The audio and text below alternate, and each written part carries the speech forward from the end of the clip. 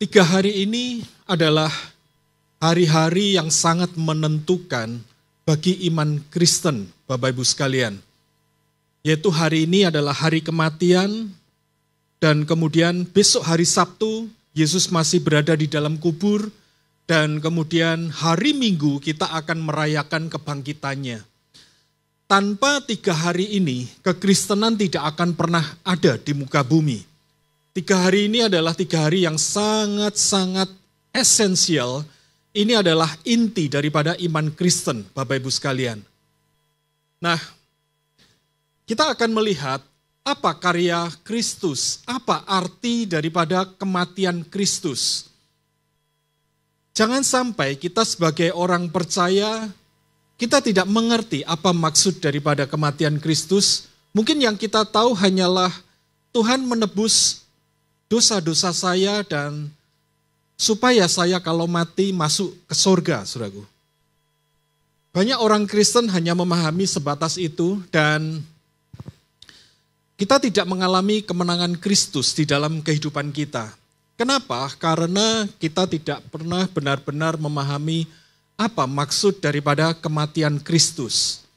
Dan siang hari ini saya ingin mengajak saudara untuk melihat kembali kebenaran firman dan kita akan renungkan bagaimana kita bisa hidup di dalam kemenangan Kristus, saudaraku.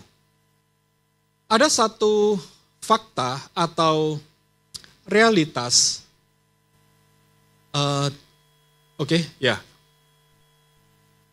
apa yang iblis sudah lakukan? Yang iblis sudah lakukan adalah membuat setiap kita jatuh di dalam dosa, dan yang namanya dosa itu sudah paket dengan maut, saudaraku. Sehingga kita nggak bisa berpikir bahwa urusan kematian itu urusan nanti. Banyak orang berpikir bahwa keselamatan itu masalah nanti. Pernah suatu kali saya bertemu dengan orang muda pada waktu saya masih pelayanan mahasiswa, dan saya beritakan Injil kepada dia, dan dia menolak mentah-mentah Injil.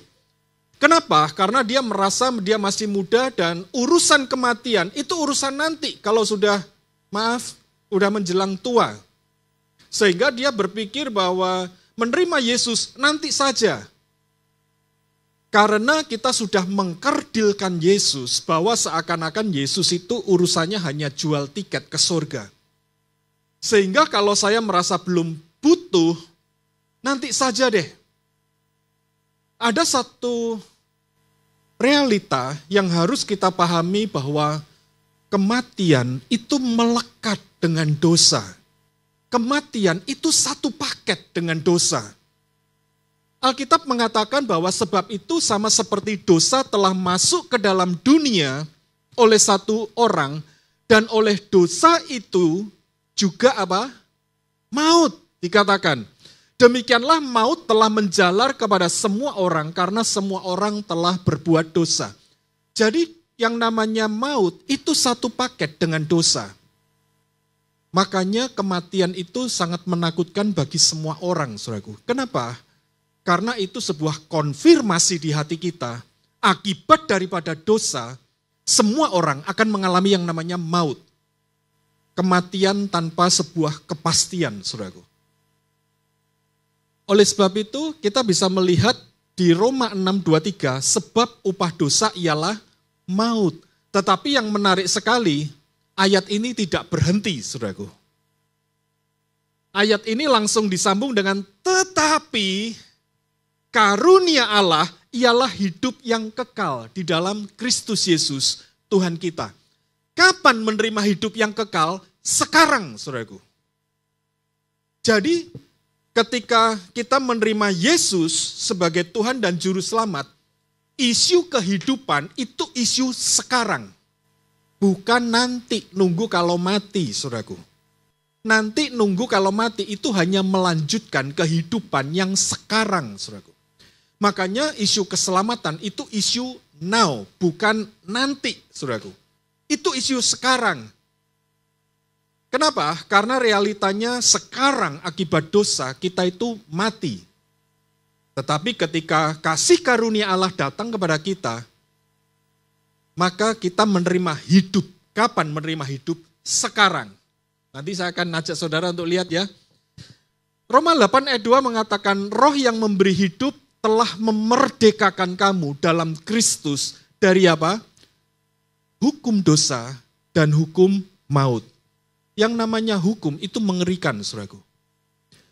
Dikatakan bahwa dosa itu ada hukumnya dan maut itu ada hukumnya. Kalau hukum mengandung sebuah kepastian. Jika kamu begini, hukumannya ini. Jika kamu begini, hukumannya ini. Itu adalah hukum. Makanya ketika seseorang melanggar hukum, dia bisa dituntut oleh hukum tersebut, saudaraku.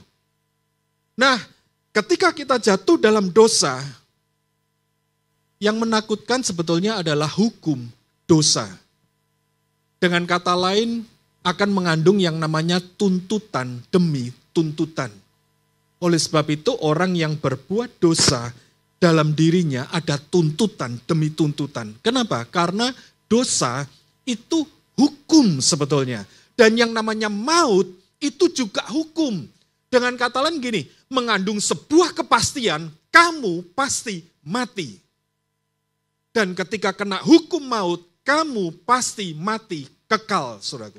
Kematiannya bersifat kekal. Kenapa? Karena dia adalah hukum. Dan dikatakan roh yang memberi hidup telah memerdekakan kamu di dalam Kristus. Kita dibebaskan dari tuntutan hukum dosa dan hukum maut, saudaraku. Berikutnya, kita lihat bagaimana Kristus memerdekakan. Ya, di sini dikatakan kamu juga meskipun kamu dahulu apa? Mati. Jadi sebetulnya realitasnya kita itu mati. Kelihatannya kita hidup tetapi kita sedang ngantri kepada kematian, saudaraku.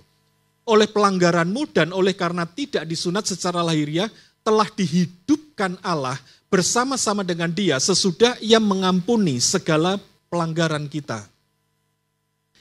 Dengan cara bagaimana? Menghapuskan surat hutang. Hutang apa sih, saudaraku? Yang oleh ketentuan hukum mendakwa dan mengancam kita. Hukum apa yang mendakwa dan mengancam? Hukum dosa dan hukum maut, saudaraku. Dan apa akibat daripada dosa? Apa akibat daripada maut? Nanti kita akan lihat. Dan itu ditiadakannya dengan memakukannya pada kayu salib. Jadi yang Yesus lakukan di atas kayu salib, dia bukan sekedar mati supaya kita masuk surga, tetapi lebih daripada itu, dia berusaha hapuskan yang namanya surat hutang. Hutang kepada siapa, saudaraku? Hutang kepada hukum dosa dan hukum maut. Seperti kalau kita mendapatkan surat tilang, saudaraku. Ketika kita mendapatkan surat tilang, siapa yang di sini langganan tilang? Ada? Nggak ada ya? Jangan ya. Ya. Ketika kita mendapatkan surat tilang, maka ada hukum yang menuntut, hukum yang mendakwa bahwa kita harus menyelesaikan tuntutan hukum tersebut. Nah, ketika kita kena surat dari hukum dosa dan kita kena surat dari hukum maut, maka itu harus diselesaikan, saudaraku. Karena kalau tidak diselesaikan, sudah pasti kita akan kena tuntutannya dan yang namanya hukum maut, berarti kita akan masuk ke dalam alam maut. Nah, untuk itulah Tuhan Yesus sudah melunasi, saudaraku. Dia melunaskan semuanya di atas kayu salib. Ia bahkan dikatakan ayat 15, ia telah melucuti pemerintah-pemerintah, penguasa-penguasa, dan menjadikan mereka tontonan umum dalam kemenangannya atas mereka. Bukan hanya menyelesaikan tuntutan hukum, bahkan dia mengalahkan kerajaan maut. Kemudian selanjutnya dikatakan, Kristus telah menebus kita dari kutuk hukum Taurat dengan jalan menjadi kutuk karena kita. Sebab ada tertulis, terkutuklah orang yang digantung pada kayu salib. Yesus Kristus telah membuat ini supaya di dalam Dia berkat Abraham sampai kepada bangsa lain, termasuk sampai kepada Indonesia, kepada kita, sehingga oleh iman kita menerima roh yang telah dijanjikannya itu. Ini menakutkan, saudaraku. Orang yang sudah kena kutuk itu contohnya begini. Kalau misalkan dari nenek moyangnya sudah sakit-sakitan, maka seringkali turun kepada anak cucu juga sakit-sakitan, saudaraku. Dan kadang orang bilang bahwa itu keturunan. Betul ya? Ya, itu keturunan dari nenek moyangnya bahwa dia sakit-sakitan. Atau bahkan mungkin ada orang yang keturunan mengalami yang namanya sengsara. Kenapa? Karena dari kakek neneknya dia sudah sengsara, turun kepada anak cucunya, kasihan, keluarga ini soro, keluarga ini sengsara. Sejak kapan? Sejak dari kakek neneknya terus mengalami yang namanya sengsara. Itu yang disebut dengan kutuk, saudaraku. Nah, Yesus menyelesaikan kutuk itu di atas kayu salib. Supaya apa? Supaya berkat Abraham, berkat yang bebas dari kutuk, itu nyampe kepada setiap kita. Makanya kita akan menerima yang namanya adalah Roh Kudus, saudaraku. Ya, nanti mulai bulan depan kita ada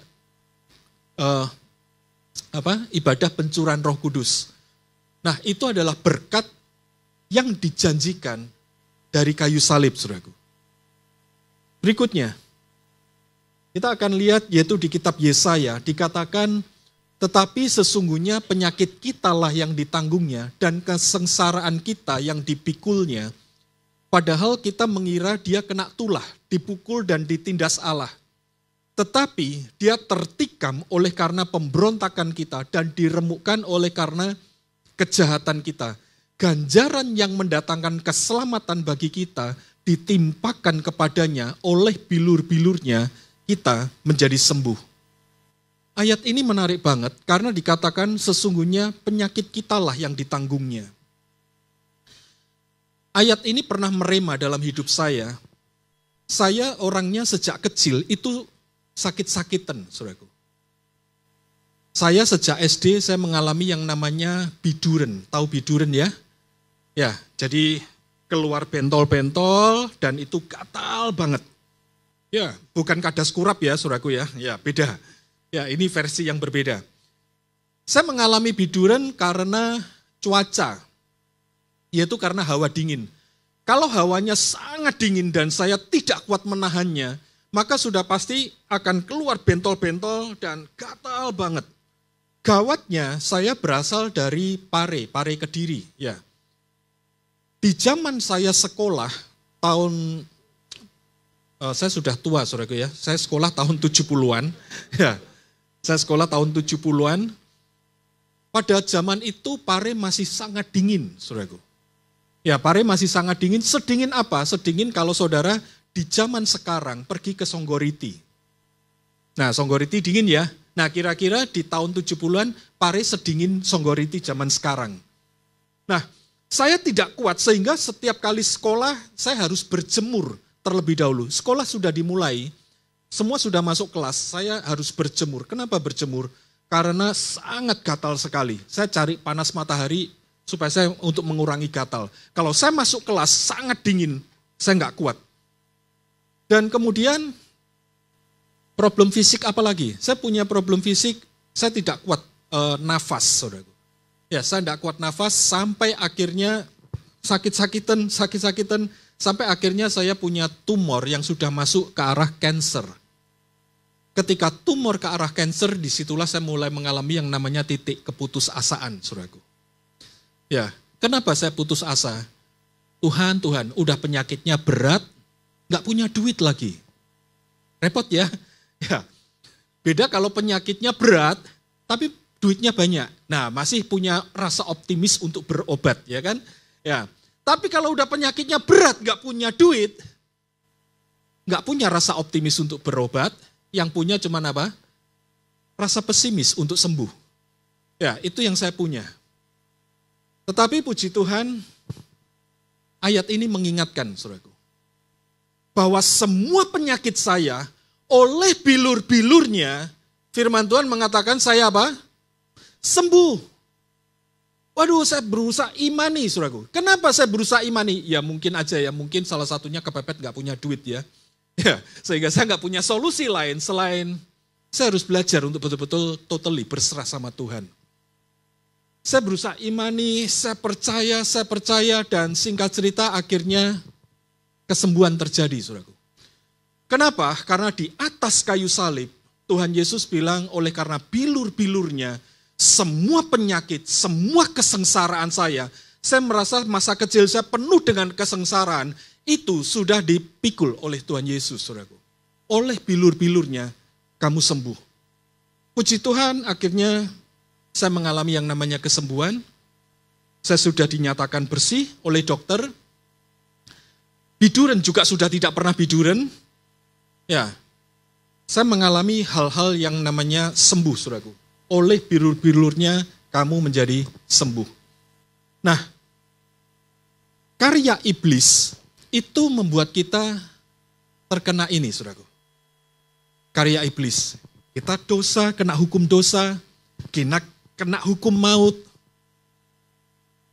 Begitu ada hukum dosa, ada hukum maut, kita punya kecenderungan untuk melakukan apa yang jahat. Makanya gini ya, coba kita cek ya, pikiran jahat dan pikiran baik. Berapa banyak yang paling sering nongkrong di benak kita, saudaraku? Kenapa orang sejak kecil sudah punya pikiran jahat? Suatu kali saya kumpul dengan anak-anak sekolah.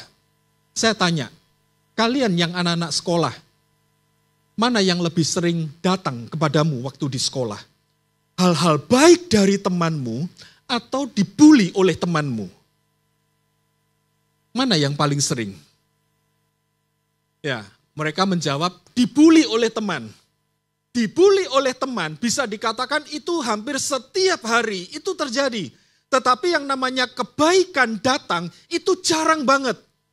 Kenapa? Karena pada dasarnya ketika semua orang kena hukum dosa dan hukum maut, maka yang namanya kejahatan itu akan datang kepada manusia. Jadi bahkan sejak kecil pun orang nggak berpikir untuk melakukan hal baik pada orang lain. Lebih mudah bagi kita untuk berpikir melakukan kejahatan buat orang lain, saudaraku. Demikian juga yang namanya kutuk, penyakit, dan sengsara.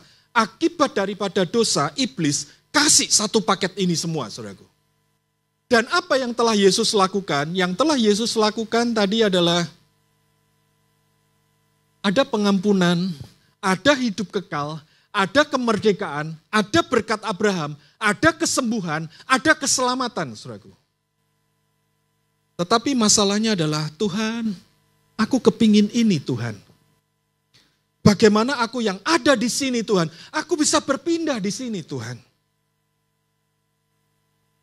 Dan aku tidak cukup suci, Tuhan. Aku tidak cukup suci, aku nggak cukup layak, aku orang yang penuh dengan dosa, aku orang yang penuh dengan kesalahan. Bagaimana aku bisa pindah di sini, Tuhan?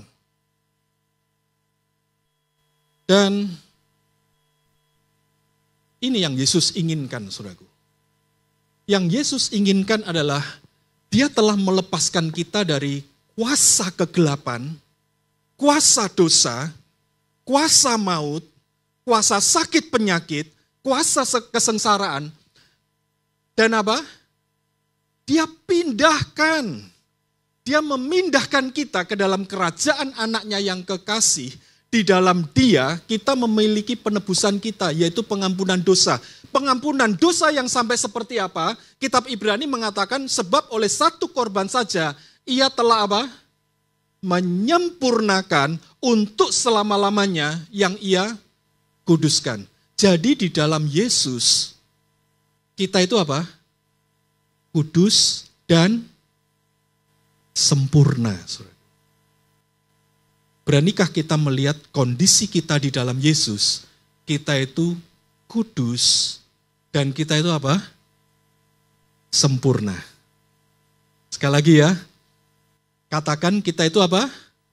Kudus dan kita sempurna. Saya bisa minta tolong Awi? Ya, teman saya ya kan? Ya, nah, misalkan Awe, saudaraku. Awe berada di sini. Awe berada di sini, dia penuh dengan apa? Penuh dengan dosa, maut, jahat, ya kan? Meskipun wajahnya kelihatannya nggak bersalah ya. Ya, tapi hati orang siapa yang tahu, ya kan? Enggak, weh. Ya, jahat, kemudian kutuk, penyakit, dan sengsara, saudaraku. Yang Yesus inginkan adalah apa? Awe, aku mau pindahin kamu, Awe. Aku mau pindahin kamu. Setiap orang yang berada di sini, saya sangat percaya di dalam hatinya dia sangat menjerit, Tuhan, aku juga pingin pindah di sini, Tuhan. Tapi gimana Tuhan caranya? Aku nggak cukup baik, aku nggak cukup suci, aku nggak sempurna, Tuhan. Seringkali kita berpikir bahwa datang kepada Tuhan harus sempurna terlebih dahulu. Saya pernah bertemu dengan seseorang, saya suruh dia berdoa, dan dia bilang, Ko, aku nggak sempurna. Ko, aku nggak baik. Ko, aku berdosa. Bagaimana mungkin aku bisa berdoa? Dan saya bilang, justru kalau kamu tahu kamu berdosa, Tuhan pingin kamu berdoa sama dia. Justru ketika kamu sadar kamu tidak sempurna, Tuhan kepingin untuk kamu apa? Berdoa sama dia. Karena Yesus datang untuk mencari yang apa? Sakit. Yesus cari orang yang sakit, bukan cari orang yang sehat. Problemanya adalah seringkali orang berada di sini merasa nyaman-nyaman aja, aku nggak sakit. Dia nggak sadar bahwa ada dosa, maut, kejahatan, kutuk, penyakit, dan sengsara, saudaraku. Bagaimana supaya Awe bisa pindah? Kenapa saya bilang pindah? Karena tadi keinginan Yesus yaitu untuk apa? Keinginan Yesus supaya apa? Pindah. Yang Yesus mau, kamu pindah. Awe diajak pindah, saudaraku. Itu yang Yesus mau. Oleh sebab itu, yang Tuhan mau, Awe akan ditarik untuk pindah. Tetapi sebelum pindah, saudaraku, kenapa Awe bawa beban? Ya kan? Kenapa Awe bawa beban? Bebannya harus dibongkar terlebih dahulu, saudaraku. Ya kan? Kenapa? Karena bebannya adalah apa? Dosa dibuang. Bebannya apa? Sengsara, dibuang, saudaraku. Bebannya apa? Kejahatan, dibuang. Bebannya apa? Penyakit, dibuang. Bebannya apa lagi? Maut, dibuang, saudaraku. Bebannya apa? Kutuk, dibuang. Ketika semua beban ini dibuang, Yesus ajak untuk apa? Pindah. Bebannya diganti apa, saudaraku? Firman Tuhan. Firman Tuhan jadi beban baru di sini. Problemanya adalah, meskipun Awe berada di sini, ketika Awe berada di sini berarti seharusnya fokusnya Awe apa? Fokusnya Awe adalah pengampunan, hidup kekal, kemerdekaan, berkat Abraham, kesembuhan, keselamatan. Kenapa kita seringkali mengalami problem? Awe tidak melihat di sini. Meskipun Yesus pingin kita pindah di sini, fokusnya Awe kemana? Penyakit. Awe jangan lupa ada ini. Awe jangan lupa ada ini. Awe jangan lupa masih ada ini Awe.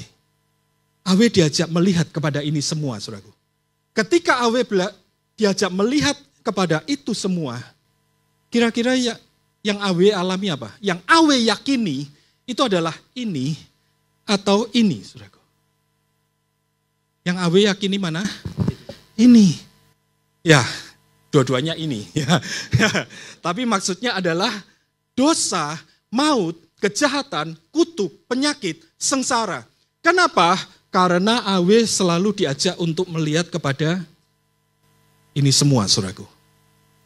Dan gawatnya, biasanya yang namanya teman akan mengajak lihat ini atau lihat itu. Ini lagi ya kan jawabannya ya. Ya, yang namanya teman seringkali kadang mengingatkan. Weh, kamu sakit-sakitan. Weh, hidupmu kok penuh dengan kesengsaraan. Weh, kamu kok jahat. Weh, kamu kok penuh dengan dosa. Yang namanya teman seringkali kadang kita mengajak orang untuk ingat dengan ini. Dengan apa yang iblis lakukan, saudaraku. Kita nggak pernah mengajak teman untuk fokus kepada, lihat ini. Hidupmu sudah apa? Diampuni. Kamu mendapatkan kehidupan kekal. Kamu kemerdekaan. Boleh jadi mungkin kamu masih punya sakit fisik. Boleh jadi. Tetapi fokuslah kepada apa yang Kristus sudah lakukan. Diajak fokus ke depan, saudaraku. Diajak fokus kepada apa yang Kristus sudah lakukan. Bukan kepada apa yang iblis sudah lakukan, saudaraku. Boleh jadi mungkin masih ada problem fisik. Boleh jadi mungkin dia masih kos. Ya, dia masih ngalami yang namanya sengsara, kurang duit misalkan.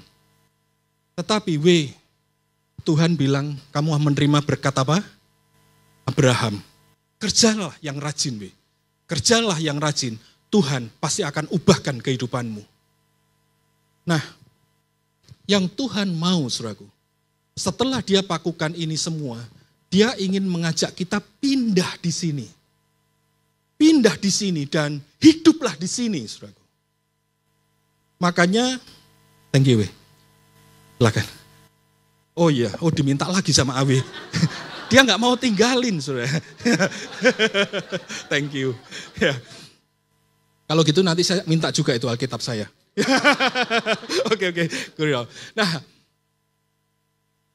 makanya kita lihat, saudaraku, ada satu nasihat di kitab Roma.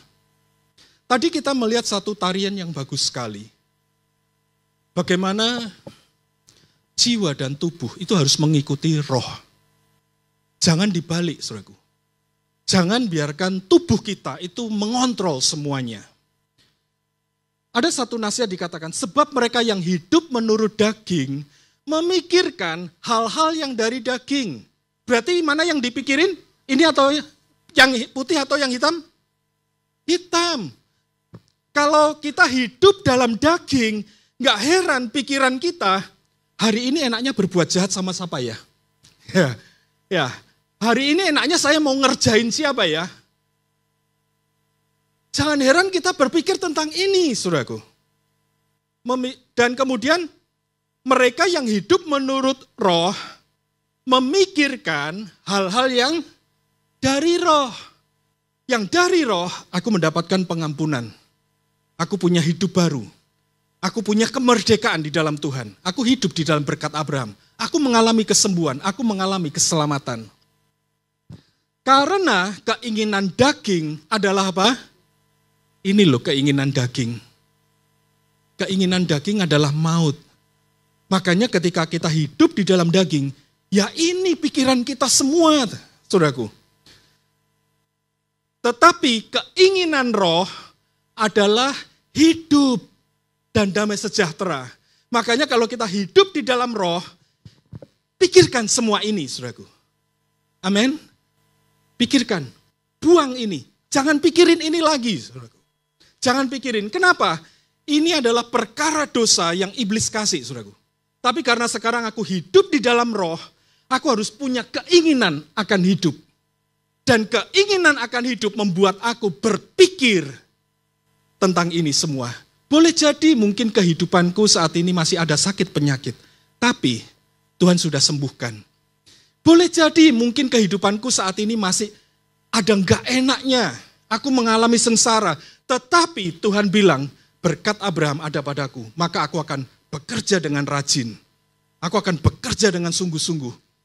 Boleh jadi mungkin kita sempat masih kepikiran hal-hal jahat, saudaraku. Tetapi sekarang saya belajar untuk berpikir tentang apa? Keselamatan, kemerdekaan, bagaimana aku menjadi berkat buat orang lain. Amin. Tuhan Yesus memberkati.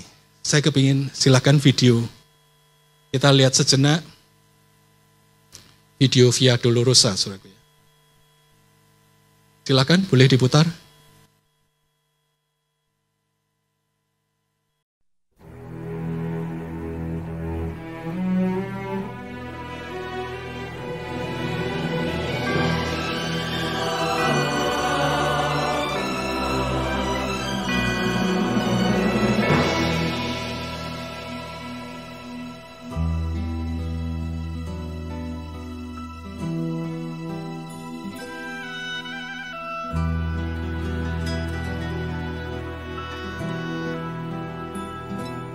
down the Via Dolorosa in Jerusalem that day. The soldiers tried to clear the narrow street, but the crowd pressed in to see the man condemned to die on Calvary.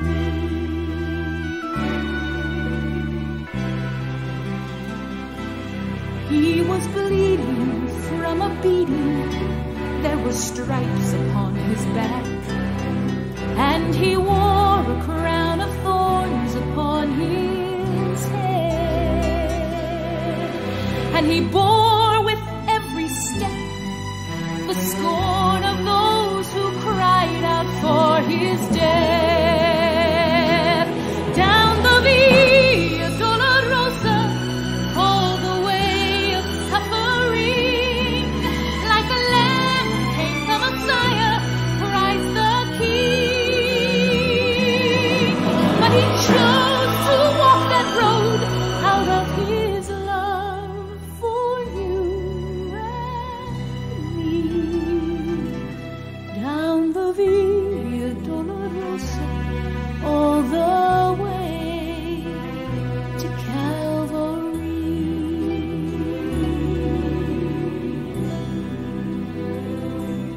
Por la Via Dolorosa, triste día en Jerusalén, los soldados le abrían paso a Jesús, mas la gente